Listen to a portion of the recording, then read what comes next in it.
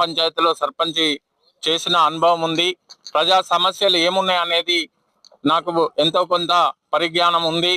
అట్టి ప్రతాపగిరి గ్రామ పంచాయతీలో ఉన్నటువంటి ప్రజల సమస్యలపై ప్రభుత్వం దృష్టికి తీసుకెళ్లి నా వంతుగా నేను ప్రజలకు సేవ చేయడానికి ముందున్నాను.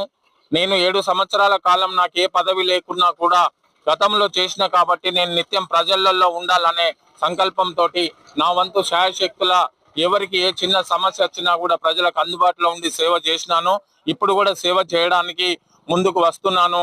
ప్రజలు నన్ను ఆశీర్వదించి ప్రతాపగిరి గ్రామ పంచాయతీ సర్పంచ్గా గెలిపించినట్లయితే ప్రతాపగిరి గ్రామ పంచాయతీ పరిధిలోని ప్రతాపగిరి కోట, గొంతెమ్మగుట్ట దేవాలయం, చారిత్రక కట్టడాలు కలిగినటువంటి పర్యాటక ప్రాంతం, ఇట్టి సమస్యను రాష్ట్ర ప్రభుత్వం దృష్టికి కావచ్చు, కేంద్ర ప్రభుత్వం దృష్టికి అయినా తీసుకుపోయి ఈ ప్రాంత